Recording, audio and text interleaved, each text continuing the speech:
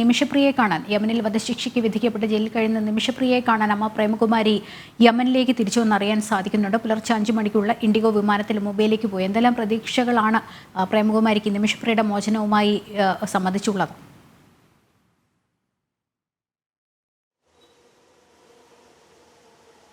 പ്രേമകുമാരിയുടെ വാക്കുകൾ കേട്ടതിന് ശേഷം ജിജീഷിലേക്ക് എത്താം.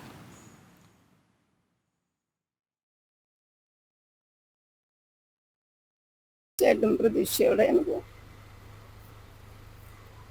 എൻ്റെ മോളെയും കൊണ്ട് വരുവുള്ളൂ എന്നുള്ള പ്രതീക്ഷയിലാണ് പോകുന്നത്. ഒത്തിരി തടസ്സങ്ങൾ നേരിട്ടെങ്കിലും ഇപ്പൊ പിടിയിന്ന് പെട്ടെന്ന് ഒറ്റ ദിവസം കൊണ്ട് എല്ലാ കാര്യങ്ങളും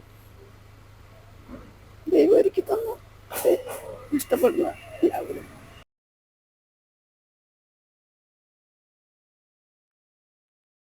ജിജീഷുണ്ട്. ജിജീഷ്, വലിയ പ്രതീക്ഷയാണ് പ്രേമകുമാരി നിമിഷപ്രിയയുടെ മോചനവുമായി ബന്ധപ്പെട്ട് പങ്കുവയ്ക്കുന്നത്. എന്തൊക്കെയാണ് അവർ പറഞ്ഞത്?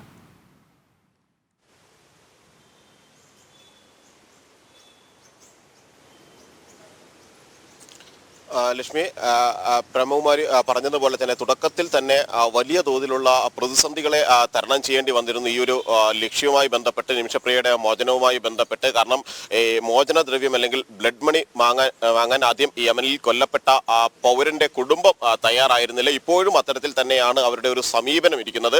എന്നാൽ ഈ ഒരു സാഹചര്യത്തിൽ നേരിട്ട് യമനിലേക്ക് എത്തി അവിടെയുള്ള ഗോത്ര വിഭാഗങ്ങളുമായി, യമനിലെ സംബന്ധിച്ചിടത്തോളം ഗോത്രവിഭാഗങ്ങൾക്കും ഗോത്ര തലവന്മാർക്കുമെല്ലാം വലിയ സ്വാധീനമുണ്ട്. അവർ പറയുന്നത് അനുസരിക്കുന്ന അല്ലെങ്കിൽ അവർക്ക് കാര്യങ്ങൾ ബോധ്യപ്പെടുത്താൻ കഴിയും അവിടെയുള്ള ആളുകളെ എന്നത് തന്നെയാണ് ഏറ്റവും പ്രധാനം. അതുകൊണ്ട് തന്നെ ഗോത്ര നേതാക്കന്മാരുമായി സംസാരിച്ച് കൂടിക്കാഴ്ചകളെല്ലാം നടത്തിയ ശേഷം ഈ ബ്ലഡ് മണി നൽകി നിമിഷപ്രിയയെ മോചിപ്പിക്കുക എന്ന ലക്ഷ്യമാണുള്ളത്. നിരവധി തടസ്സങ്ങൾ പ്രേമകുമാരിയെ സംബന്ധിച്ചിടത്തോളവും കുടുംബത്തെ സംബന്ധിച്ചിടത്തോളവും എല്ലാം തന്നെ പല ഘട്ടങ്ങളിൽ ഉണ്ടായിരുന്നു. കാരണം 2 രാജ്യങ്ങൾ തമ്മിൽ കുറ്റവാളികളെ കൈമാറുന്നതുമായി ബന്ധപ്പെട്ട കാര്യങ്ങളാണ്. സ്വാഭാവികമായും യമൻ പോലുള്ള ഒരു രാജ്യത്ത് തടവിൽ കഴിയുന്ന ആളെ അതിവേഗം മോചിപ്പിക്കുക എന്നതിന് വലിയ തോതിൽ സാങ്കേതിക നിയമ തടസ്സങ്ങൾ ഏറെയായിരുന്നു. ഈ ഒരു ഘട്ടത്തിലാണ് അത് വേഗത്തിലാക്കുന്നില്ല, അല്ലെങ്കിൽ നടപടികൾ താൻ നേരിട്ട് ചെല്ലുന്നതോടുകൂടി അതിവേഗത്തിലാക്കാൻ കഴിയുമെന്ന ഒരു പ്രതീക്ഷയിൽ തന്നെയാണ് പ്രേമകുമാരി പോയിട്ടുള്ളത്. അത് അവിടുത്തെ സാമൂഹ്യ പ്രവർത്തകനായ സാമൂൽ ജെറോമിന്റെ ഒപ്പമാണ് യാത്ര ചെയ്തിട്ടുള്ളത്.